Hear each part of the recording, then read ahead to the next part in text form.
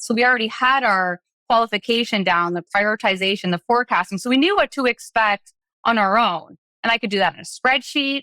I could even work with our sales in a spreadsheet and give them some credit. I've never seen, it always gets me excited when someone's got, of course I say you may have to get out of that pivot table or spreadsheet, but I still love that they're in there. Anyone who's in the data and wants to know, I'm there to help. But those three areas were certainly big ones because those sort of dictate kind of the rest of the cycle and really will give you the biggest sort of improvements and just transfer across everything. Welcome to Revenue Insights. Every week, we'll be joined by revenue leaders from some of the most successful and highest growing companies. Together, we explore how they built their revenue teams, the journeys that they've been on, and the lessons they have learned along the way. Revenue Insights is brought to you by Ebster. We're a revenue intelligence platform designed to help revenue teams to build more pipeline, close more deals, and retain more customers.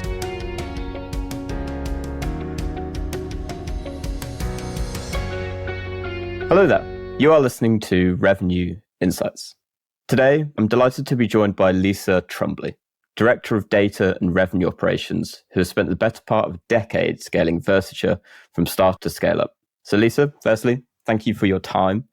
Excited to dig into your world today. Thank you for having me. So I just want to kind of clarify that I am currently in between things, but it was the last role that I was in that was the better part of the 10 years that I really was just very grateful to have the opportunity to be involved in such an exciting space. Versature started, they were in the business VoIP space. I was fortunate to start there when they were very small, taking over things from the CEO directly, starting out in marketing, getting my hands in sales, and really being there, working alongside the CEO and growing out marketing and growing out sales from 2 people to a team of 30 with an entire SDR team, collecting our data in more of a strategic way. And really just, as you can see, I'm sort of going from the end to the beginning and back again. But to summarize, looking back, I can really appreciate the value and the skills and just what I was able to learn and accomplish, and really just very much enjoyed it all as well.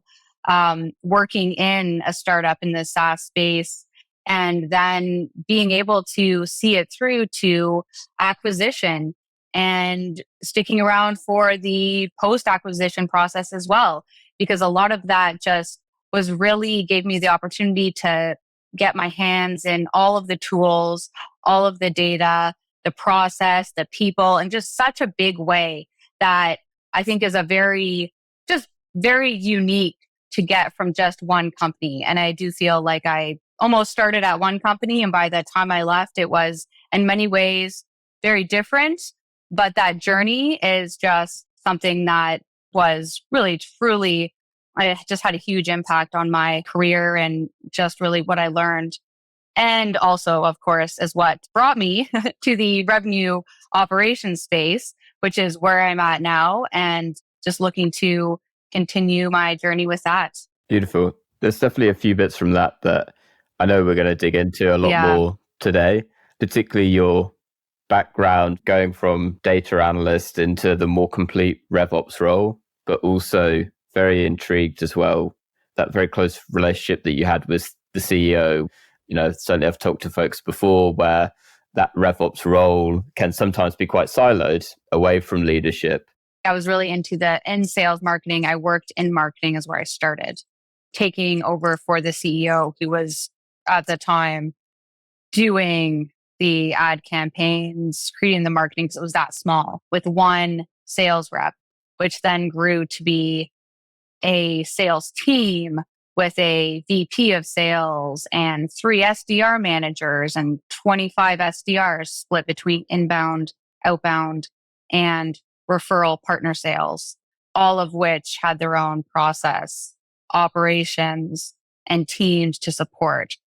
So it grew from about 20 to 100 people, but a lot of that growth was in the sales and marketing, which is really where I was sitting, and then pulling all of the rest of the finance and the other pieces in there sort of as they needed to be support and all the other pieces around that. It was definitely a long journey. 10 years is a long time. And I find it's a very hard thing to summarize because it sounds simple, but pulling together all of that data and outlining all of the systems and requirements, and really just as we went, realizing we needed sales enablement, we needed training, we needed to have middle management, we needed to have a lot more automation and process that's defined, because as you grow, it gets harder and harder to sort of keep things on the rails. And I guess what my ultimate goal was when I started out in marketing, which sort of led me to where I ended up as the director of data and revenue operations, was when I started as the digital business analyst in marketing. I was creating campaigns in AdWords, setting up SEO, managing the website, taking on a lot of what the CEO was working on, taking a lot of things that were sort of just started and maybe third parties and other things to bring those together in a more organized way to get the data organized. But really, what my goal was from the start that kind of set me on this mission was to determine that ROI on my ad campaigns. I wanted to know what keywords were the best performing. I wanted to know what campaigns were bringing in the most revenue or the most number of customers, new business. I wanted to have all of that data just so I could understand where I should invest from a marketing standpoint. And it was when I started out on that journey that I realized that between lead to sale is actually everything. There's everything in between.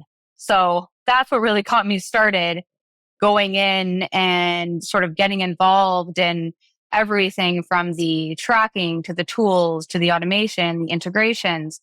And they had Salesforce set up. So it was trying to get everything properly sorted in Salesforce and the lead sources into Salesforce. Like, where did this lead come from? Down to the specificity of, can we get more like this? So if it's lead source, for example, that says email or phone call or, something generic, it's hard to tie that back to, well, we don't, or we can't get more phones, get more leads by more phones. Well, where did they come from? What triggered that call? And of course, I'm sitting there like, I also really like to know what keyword they used. Now, being in the business VoIP space, it was very exciting for me because Versature at the time could provide the caller ID with a keyword on it. Like, I could get all of that data. It was all there. It was all possible. It just wasn't quite connected in a way that could be used, that could be visualized, explained, automated. Because of course I had a lot of big plans and at the time a small budget that I really needed to stretch a long way. Just a quick reminder, and then we will be right back to the show. At Revenue Insights, our goal is to share how top-performing revenue leaders build predictable, efficient go-to-market teams. Every week, we speak to the brightest minds, and every quarter, we release the latest findings from our analysis of billions of dollars in pipeline. If you don't want to miss out, sign up to our newsletter at ebster.com/newsletter-sign up. That's ebster.com/newsletter-sign up. The link to make that a little bit easier for you will be in the show notes of this episode, wherever you're listening. See you there. I would love to pick it up really from the last bit, because I think you gave a really nice context on your story and how you've got to where you are today, and really what brought you from marketing to what really got you into revenue operations, which is, hang on, I need to understand it from end to end, from lead to here to understand, okay, we need to do more of this. And so I guess what I would actually probably like to begin with, which is, I like to think about these things almost in a linear way of that journey, because I imagine what you need to do, you referred to it as connecting the dots essentially, is inevitably, well, how do we get all of those initial data points together so that we can actually start to visualize it? So I'm interested to know, what are those data points that you consider to be crucial to have access to be able to report on ROI? So the specific data points were where the lead came from. So it was the source, and it was having the details. So really it was linking that lead and keeping that information through the sales journey. So here's where it came from. Here's where the sort of the influence was. And I first focus on that first touch, because if we didn't get it to start with, we wouldn't have it at any other stage. So this was before there was so much emphasis on the multi-attribution. Tools were limited. I know now there are a lot of tools out there that you can do a lot of things, but I'm actually very fortunate, I think now in hindsight, to have started before these tools existed. So I did have to do this stuff by hand, hands on. I can always go back to a spreadsheet and do things in a formula that a tool is doing. And I know how those things work. So a lot of those tools at the time were limited, but they were still there. And it's almost easier because they were simpler. But I did. And also at the time, I have to say, Versature was really ahead of things. And the CEO there had got, was kind of an early adopter on some of the key tools and cared and wanted that attribution and the revenue and what I was doing, which really went a long way for motivation. So I did sort of have that support. And with my background in digital analytics and web analytics, working for companies on the e-commerce side, when I was at Napkin, also at the startup stage, interestingly enough, I think I was employee number 3 there. And now they may be close to 100, working again there for the CEO. So I was able to bring the kind of digital side. So the website generated leads and our chat. So I guess if I was to back up, it's really where the lead came from. So what was that lead source? And not to confuse it with how it came in, because it can come in different ways from the same source. So it was the where did it come from? How did it come in? And then tracking that through to when did it close? How much did we generate in revenue? And then from a SaaS kind of standpoint, I know there are many companies in the same situation, but sales cycles can be long. So it was ensuring that we had here's what we sold. And if not, here's what the opportunity amount was. So in Salesforce, it was really tracking the lead to op to account and having the lead source, the lead status, and having it be mandatory and automated wherever necessary. And it was much easier in the early days, but making sure all leads had a lead source and we knew where they came from was one of my early missions that I put a lot of energy towards and had at the time. And as we grew, I was able to kind of build on that foundation. But I did learn the hard way that, just because you have a field there doesn't mean anyone's going to fill it out. I was all excited. I thought, sales would be excited too. It's all this data. Of course, they want to give it to me. And then, I realized quite quickly that no, they like to do their selling and here. So I started to get into the automation tools. One of the first people to use, one of the first companies using Pardot, definitely early on that side too, which is automation. Before it was, I could say still struggling with, but we used a lot of tools. But Pardot was definitely in the early stage. But just trying to bring that together and automate and use other tools like Clearbit or other tie-ins, I realized quite early on, and I don't mean to name drop, I used to name drop tools for the next half hour that I had experience with. But in the end, I automated everything that we could. And for things like lead source, using Pardot or setting rules around if it looks like this, if it comes in like this and has these pieces of information, make sure it's marked as a Google AdWords and then tell me the campaign. So I got the templates set up. I got things mapping over because I wanted to be able to know not only just sort of what keyword they came in, but what content they engaged with. And when sort of the qualification stage, as you probably know, is a very important and a very common sort of challenge in the RevOps space, is to identify and be able to have all of that data so that, and I knew even then, which I'll get back to now, it's kind of the problem with kind of seeing everything maybe from the, seeing too much early on, but I did set myself up for this. So it was something very special to know that after 9 years, I could look back and what I had set up was finally, and it was worth it. I can benefit from that now because I did set up that CRM knowing that, yes, I'm not going to know all the data I need now.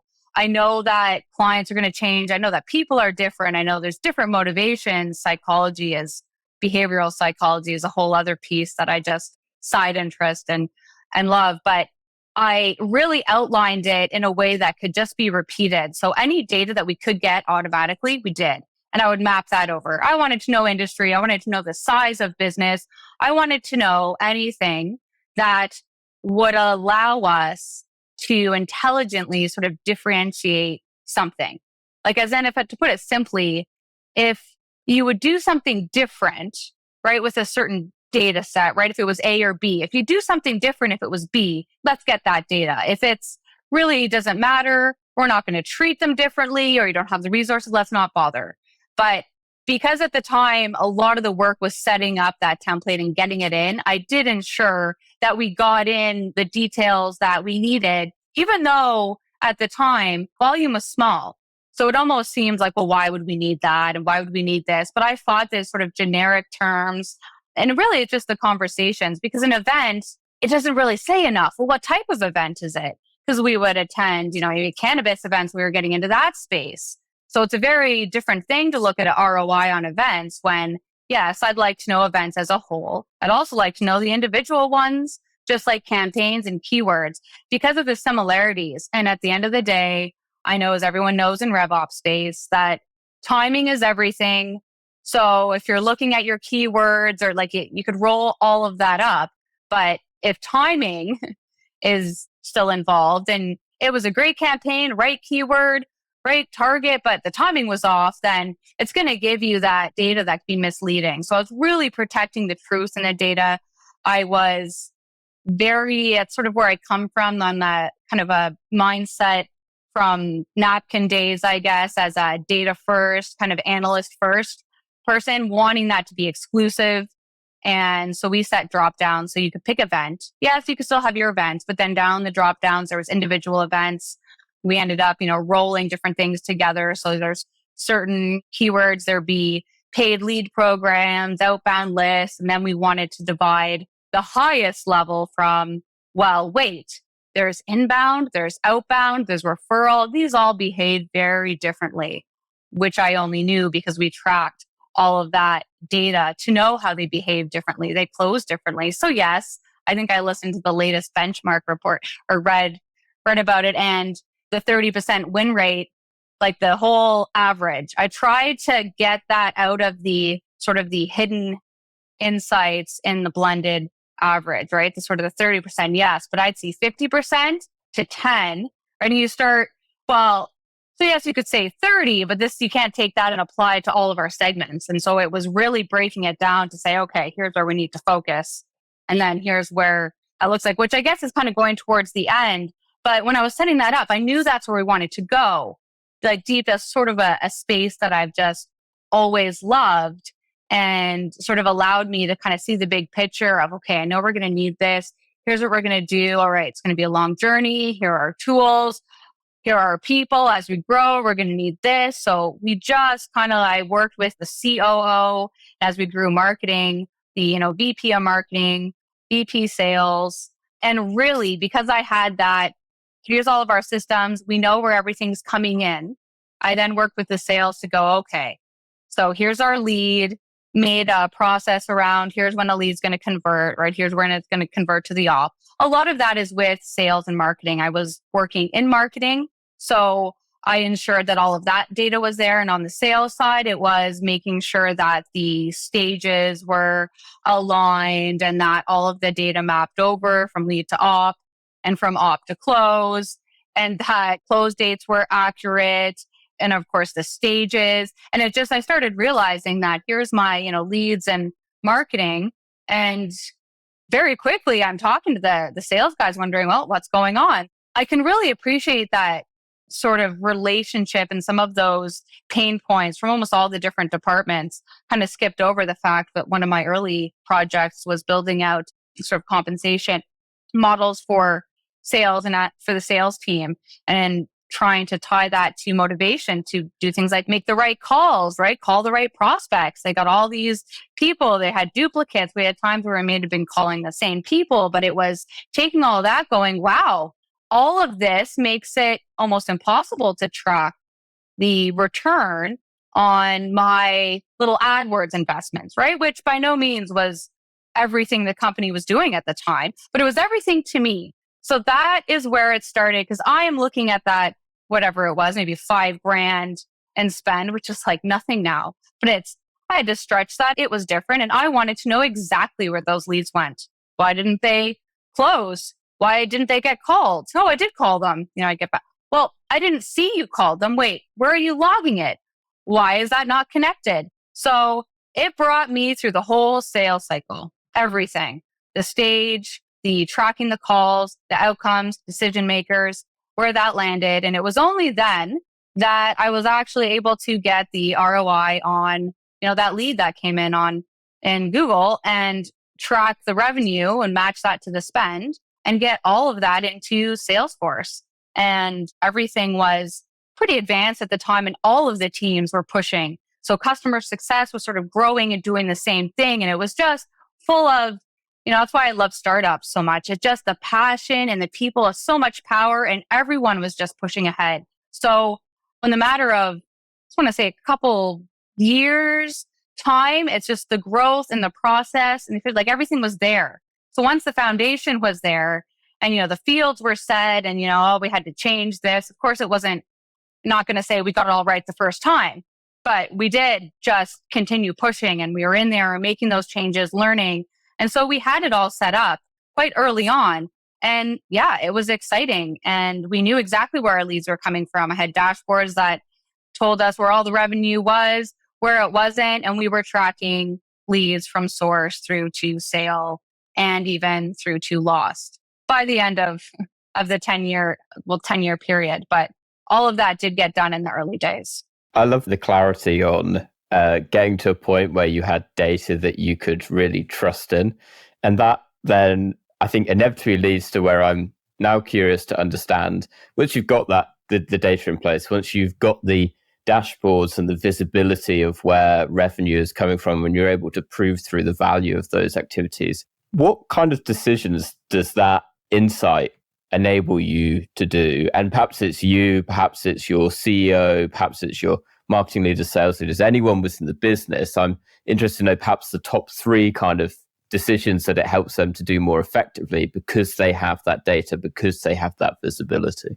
For sure. So one of the, I guess, some of the major areas of forecasting, prioritization, and qualification as well. Forecasting is always a fun one, but forecasting was very difficult when the data wasn't accurate. To get an accurate forecast with inaccurate data, and not necessarily to anyone's fault. It was actually a combination. It wasn't one thing. It wasn't the salespeople's fault, right? It was a lot of what I love from the process standpoint there and from the data. So it was things like getting the stages aligned or making sure it was more methodical. And also we were able to then build in tools, I should say, with our lead source data, that once we had all of that and we knew exactly where that was coming from, the specific list and the specific person with all of that data, whether they were the buying decision, the size, the region, then we were able to use that to do more specific targeting and also know what to expect.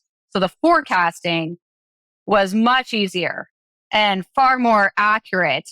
And it could then be done. Of course, it was sales that would work with forecasting, but he's still working with what the reps are putting in.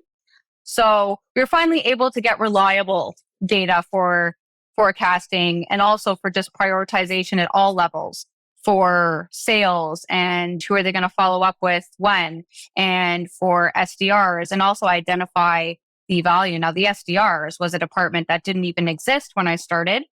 And it was one of the more exciting things. I think it might be one of the feature questions. It was one of my most sort of exciting things that I did there was on the SDR side, because it was just non-existent to a team of 25 people, or actually 30 at one time. But all that to say, qualification on the sales side is a big deal.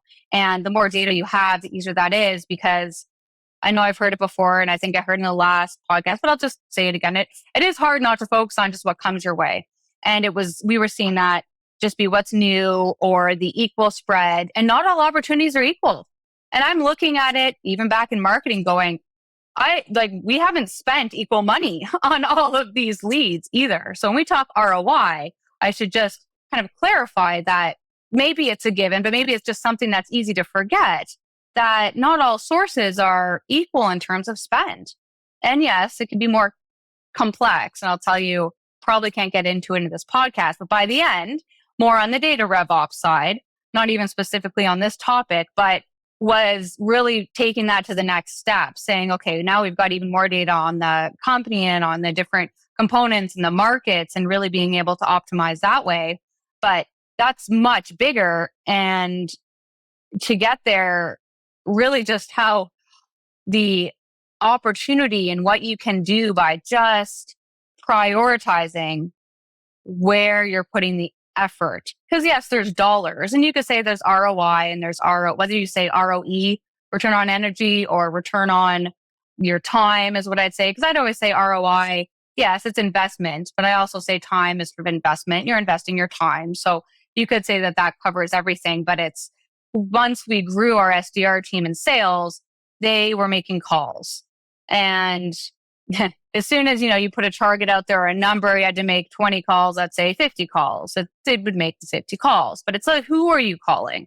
And we had the data. So once we got the data, it got more exciting. Oh, well, maybe I do want to call this person. It looks like they're in the market. I can see that they were looking. Our inbound leads, we had more data on, but we were pushing data and getting data from, there's various tools that will do it, right? That will just give you more intent data. But I just found the more you could get, the easier it was to prioritize. Now, a lot of that had to be done automatically, and not by any means any of this all on my own. It's a lot of working with the team as we were growing, because now we've got VP sales, or we have VP marketing growing out their team, and they need that data. And it's all different for everyone. But the similarities are things like everyone wants to forecast or know what to expect and be able to prioritize, whether it's their dollars, their people, understanding what they have. And it's really hard to manage, as you always say. Can't manage what you can't measure. And it was a challenge in sales and marketing first until we were able to get the data. But it was very fortunate that at that time, I was surrounded with just very smart people at the CEO and the COO and those co-founders, that the scaling seemed to be just aligned, especially in those days, that it was just enough push, but not too much. So it never got out of control. So it was a nice kind of build up in our CRM so that we could build on those forecasts till we got that 95% accuracy, build in those tools to see if the automation tools were actually matching what we were already doing. But we were ahead of that. So we already had our qualification down, the prioritization, the forecasting. So we knew what to expect on our own. And I could do that in a spreadsheet. I even worked with our sales in a spreadsheet and give them some credit. I've never seen it always gets me excited when someone's got, of course I say you may have to get out of that pivot table or spreadsheet, but I still love that they're in there. Anyone who's in the data and wants to know, I'm there to help. But those three areas were certainly big ones, because those sort of dictate kind of the rest of the cycle and really will give you the biggest sort of improvements and just transfer across everything. How did you approach equipping those teams with the insights? And when I say equip them with it, I use that quite loosely, because that could be like top down, for example, to your example, showing the data in a spreadsheet that helps them make decisions around strategy, or equip could also be bottom up as well, of the kind of automation and workflow that happens around prioritization and so on and so forth. So appreciate it's a fairly open question, but I'm intrigued to know how that kind of translated through in your experience. Yeah. So, the various teams, it was all of it. It was kind of all of the above. I couldn't not work with the SDRs themselves. And of course, I wanted to. If it was up to me, I'd actually do all of their jobs for a little bit. I'm not sure if I would make a great SDR, but I always wanted to because that's where you get the understanding. So I would sit with them and I would look at what they're doing, where they're struggling. I sort of felt like I was part of all the departments. And because of that, and because I sort of helped all the departments kind of pull together the data, I mean, even finance, it was Connect and the different systems. I guess it's sort of to say because it was quite small, I kind of had my hands, that's enough in everything. Also, this was a time where it's kind of crazy to say that, but everybody was in the office every day. We had dogs. This is a different time, but we were all very close. And dashboards were also a big deal at the time. So we were using Clipfolio. I've used other tools. Again, one of the earlier, I think, users of that, but it's really exciting. So I would start to showcase, some of the data and sort of what they can do with this. And really my sort of natural excitement, I think and these were also at the days I could show up at people's desks. It was harder for anyone to ignore me, but I really just like to take it all in. Often now I can gather from a company, you can go in and I can see the data and I can get in there. But it was before we were necessarily attaching calls. I couldn't just go in and see everything. Now we work to do that. Like I said, Versature being a VoIP company, which then was acquired and became Net2Phone Canada. So if you hear those two exchange, it is because over that 10-year period, it was acquired. It did become Net2Phone Canada. But all that to say that going in and looking at where companies are now in SaaS space, they just have a lot of these tools, have a lot of data pushed in already, so they can kind of ramp up, even looking at AI to kind of quickly ramp up. But I ramped up by being right in the office, right in there, listening to the calls, just getting an idea for everything, and then pulling all the data into the CRM. Our CRM became our source of truth. That's where everybody was using, but it was trying to get everything to one place. Whether it was in and out, you can get tools that do anything, but it was getting data out of, you could say that was another goal, was getting data out of spreadsheets into Salesforce and just into a usable format for everyone. And the managers were excited to use it. And the teams really specifically breaking it down without kind of politics, everything else aside, it was beneficial. If I was doing it, it should be helpful. And I always wanted someone to tell me why not. So if I'm doing a new process or setting up something for the SDRs and I can't get buy-in from the manager or someone doesn't understand it, always dig into the why. Because at the core, it's to actually increase revenue, it's to save time, it's just upside. Now, there's motivation pieces and maybe you could argue there's some more complexities, which I still kind of also appreciate and learn. It's why I love the kind of psychology piece of it there too, and try to make it in a way that it should be good for everyone. Motivation should be there. OKRs, we ended up OKRs eventually, which actually, which naturally brought everything together and drove all of that with the teams. But in the early days, it was TVs around the office and everyone had their own dashboard. We did a lot of team dashboards as well to motivate our sales, especially. Nobody wanted to be on the bottom or you don't want to be on red. And I just realized the power of dashboards. So when I was playing, I'd just throw things up like, hey, look at this. We've got 5 leads waiting for follow-up. Look around the room. We've got 6. So it's an example. So again, not trying to call anyone out. It's those types of motivating dashboards. Of course, you'd look up there and go, oh, I better grab that one or what's going on. And because it was new, it was really exciting. Like now, I think dashboards are more common. Everyone's like, what do you mean you don't have a dashboard? And it's like dashboard overkill, too many now. But there's always something like that, right? To draw attention. And I'd say if it's not a dashboard, it's the newest thing. It's replace it with something else. I'll use it the same way. But it was really to get people bought in and here's what you can do and really appealing to every individual, which is where a tool like Salesforce is great because everyone's in there. Show me where you start your day. It's easy to make some customizations. Eventually, when I had my team, everybody was it's almost like you're working. It's like a good two-way, I guess, kind of relationship. You're working directly, at least for me, since I was working for the president, it's like you're working for kind of the company. And it's hard not to because I have all of the interests, in mind, but for everyone else. So everybody got really excited. And if anything, they'd be asking for too much. And I said, well, what would you do with that? We almost went on a too many dashboards, too much data. So really it started to be the accountability on, okay, let's start getting a plan and what are we going to do with this? Because we did get the data quite early on. So sales had aggressive, all right, I'm going to increase win rates, or they could increase revenue from certain segments, or we could get increased leads. And we still had those kind of overall numbers to work with. And then I was really getting into the insights and going, okay, here's where you can focus to increase your number once we get the numbers to make sense. Because of course, what's a lead?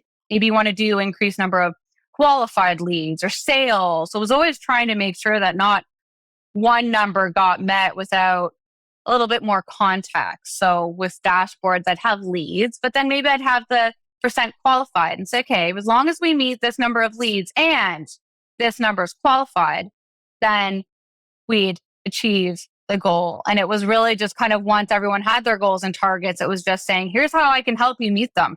Here's what I think we need to do over here. Here's what's going to save time. Here's what's going to prioritize. And looking at some of the tools that we added and cadence that we ended up building, then the automation and all of those pieces kind of went from there. And before it started to scale, right, and get very large, it was, you could really kind of get your hands on all of those pieces and strategy, which everyone did at the time, which was very exciting. And not sure, hopefully I probably answered your question, hopefully. You say, always feel free if I'm just kind of rambling on. There's a lot to this space as I'm realizing more and more. So just a quick reminder, and then we will be right back to the show. At Revenue Insights, our goal is to share how top-performing revenue leaders build predictable, efficient, go-to-market teams. Every week, we speak to the brightest minds, and every quarter, we release the latest findings from our analysis of billions of dollars in pipeline. If you don't want to miss out, sign up to our newsletter at ebster.com/newsletter-sign-up. That's ebster.com/newsletter-sign-up. The link to make that a little bit easier for you will be in the show notes of this episode, wherever you're listening. See you there. I think you actually summarized it really nicely. And actually one of the bits I was just noting down at the end there as you were talking that I thought was really nice was actually connecting the dots between OKRs and the insight itself. Because often what comes up a lot when I talk to folks in RevOps is, okay, I've got all this amazing data and insight, but no one's listening to me. They don't get it. And what I actually really like about what you said there is really connecting the dots between, okay, you've got an OKR, so objectives and key results for anyone uninitiated, where it might be to improve for a rep, it might be to improve their win rate or shorten their sales cycle or to improve the rate at which they are qualifying, like prospects, for example. And what I really like is how and this is how I interpreted it, is start to connect the insights that you have together with that OKR. So that's what you've got to achieve. Well, the data is telling me this. If you do X, Y, and Z, that's going to help you to hit that target. If I was the rep receiving that information, I'd be like, okay, I get it now. Now I understand why I should be doing this. Yeah, and it's funny. It's like the sort of what AI, I guess, is kind of looking to. It's that, okay, here's what you do and you can get this extra dollars. It's very similar to what I guess I would do at Napkin as well. A lot of their value and a lot of where I guess I can credit the guy there. I will give credit to the CEO, to Jim, who really, he drove that in my early days, 15, 16 years ago now. Wow. No, I'm just old, but it really drove you got to tell them what they need to do, right? You just tell them how that's going to matter, right? What do they expect to achieve? And trying to write these sentences, which seemed so crazy at the time, that by doing this, by doing X, you can increase revenue by X over like a very stable, where somebody would be crazy not to want to do that. So although setting OKRs is hard and targets, right? Like getting those right aside, once you have those, it's absolutely tying everything back to here's how that is going to get you towards your goal. Win more, here is how we're going to do it. But I guess the point being is not the same for everyone. So it wouldn't be the same as even in the end working with the managers who are more kind of right front facing to their teams. And then the VP is worked on the managers, but still kind of overlooks the whole piece, right? It's all those different motivators where, okay, you can only show so much to so many people like at one time. So I love being in all of the data. And I ended up setting up a very detailed, but also kind of rolled up to sort of a basic sort of funnel view. And then I had some dashboards around that as well. But that just really kept an eye on everything that was any sort of trigger point from lead to closed, lost, or won, with things in between from a stage point that historically over 10 years was tracked and in an automated way to kind of keep everything on the rails and trigger any kind of individual, I guess, at the higher level on the strategy side to make sure everything's moving along the right direction. But just the way that I think and the way that I'm in everything, that I would, like you said, mini RevOps, like you're in those tools, right? You see that data and you may think what you see is what someone else sees or what you know is common knowledge, if it's not. But it's only good if it can be actioned, right? So it's really pushing to say, okay, that's enough of the so what metrics or the, that's nice. Or even if you hit target or not knowing if you hit target. So it was pulling it all together. OKRs were the great approach, which you have to credit, the president of Netphone, one of the co-founders of Burster, really pushed that to get going, which is not an easy exercise. And of course, you struggle through it, start aligning things together to realize, wow, this is really, I do believe there's a lot to that, because it makes everything else that I had struggled with so much easier, right? Because then, okay, they need to listen to those insights. Like you said, all right, just because that's their OKR, they know that's their goal. Everybody wants to hit that goal, right? Like they do want to reach their goal, and it's clear, and it helps drive that priority sort of naturally. And if you want to and have the frameworks you did to measure the success, then it's, okay, well, here's our plan and here's what we're going to do.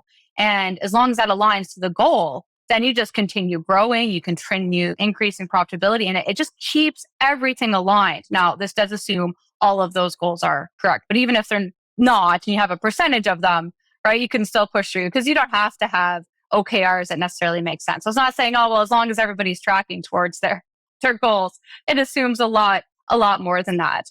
But for our journey, that piece was really that kind of final one that just really secured it's kind of the glue and keeping everything together.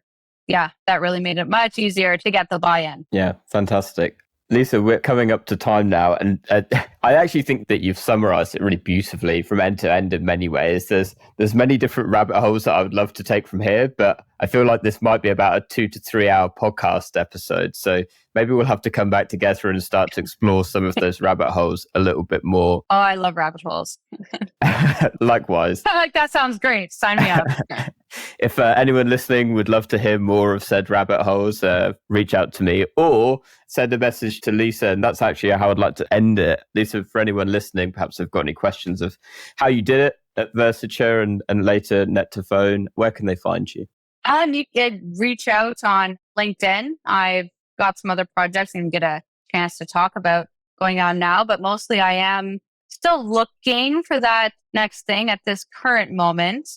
But as you can say, I'm actually sad that this is over. I have to say you've been great as well to speak with. So I hope that you'll talk to me too. Also from a very exciting company. So maybe I'll have to look into you a little bit more as well. I don't want to say it wrong though. So Ebsta. That's how I say Yeah. it. Ebsta. Beautiful. Well, Lisa, thank you so much for your time. Likewise, it's been an absolute pleasure. I'm sure we can dig into things in a bit more detail later date. So thank you so much again. And to everyone that's listened this week, we'll catch you next week. Thanks. Thanks for listening to Revenue Insights. If you want to learn more, subscribe to our newsletter and we'll deliver every episode straight to your inbox. If you have any questions, feel free to connect with us on LinkedIn. Our links will be in the episode notes. See you next week.